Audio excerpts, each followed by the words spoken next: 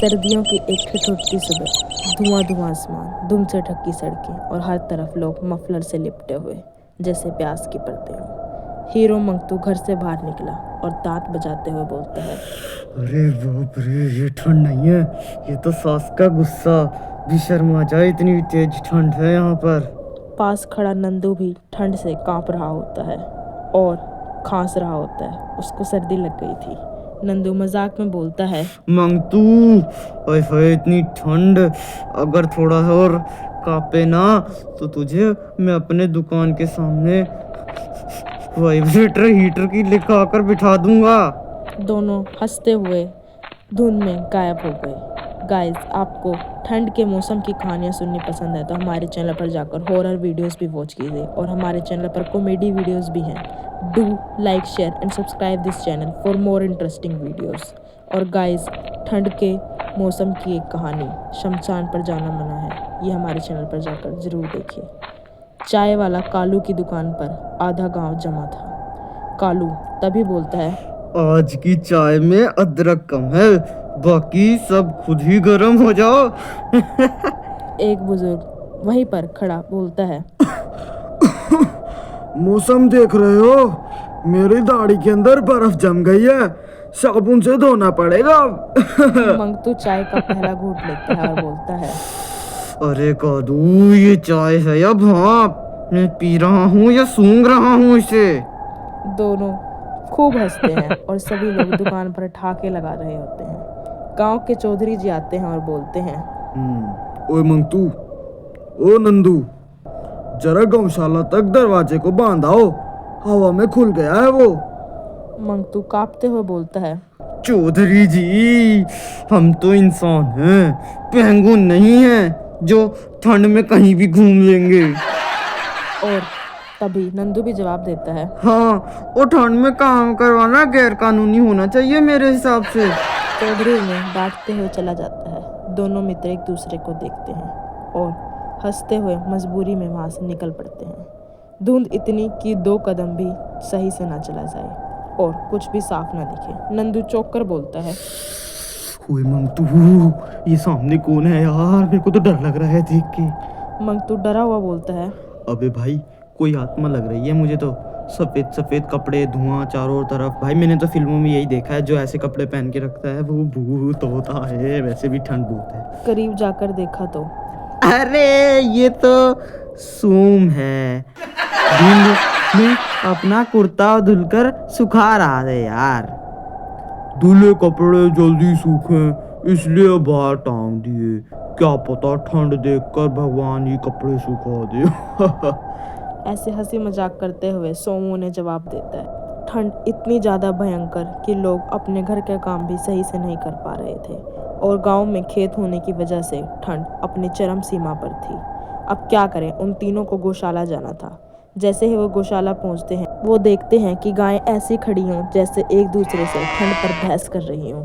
गाय एक दूसरी गाय से बोलती है, देखो देखो, इंसानों को खुद तो कांपते हैं और हमें गर्म पानी भी नहीं देते पीने के लिए। मंगतू हाथ जोड़कर कहता है, अरे ओ मैया, गर्म पानी की व्यवस्था अभी कराते हैं। दोनों दोस्त दरवाज़ा बांधने की कोशिश में लग जाते हैं। यह काम में उनके हाथ बर्फ की तरह जम जाते हैं, जैसे किसी ने फ्रीजर में डाल दिए हों। नंदू बोलता है, मंगतू, हाथ नहीं चल रहा यार, इन्हें चाबी देने के बजाय पंखा दे देते हैं जो ज्यादा कम आता है। दोनों लौट ही रहे थे कि सड़क पर फिसलन दिखी। नंदू बोलता है, सावधान मंगतू, यहाँ जरा सा भी मजाक किया तो दोनों सटाका ही जाएंगे। तभी मंगतू चिपक जाता है जमीन से। मंगतू बोलता है, बर्फ नहीं है ये तो मेरे बचपन के सपनों की तरह फिसलन भरी जमीन है यार। जैसे मेरे सपने हाथों से फिसल गए, वैसी इस जमीन पे अब फिसल रहा हूँ।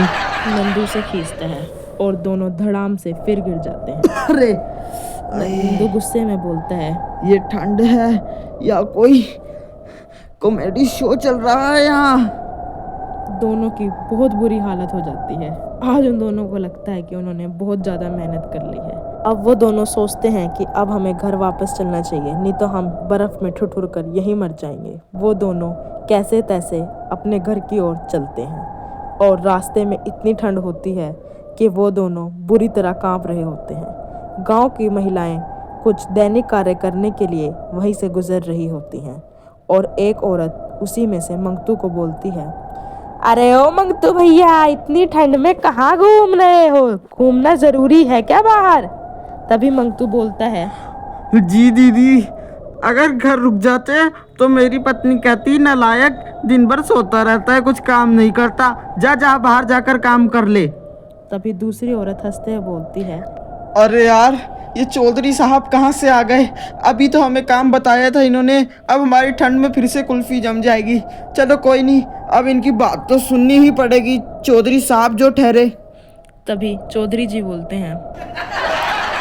तभी उनके सामने अचानक से चौधरी जी आ जाते हैं, जिससे उनका जो हाल होता है वो देखकर आप भी चौंक जाओगे और साथ ही साथ आपको बहुत हंसी आएगी। गाइस, इस इंटरेस्टिंग वीडियो के लिए हमारे चैनल के साथ बने रहिए।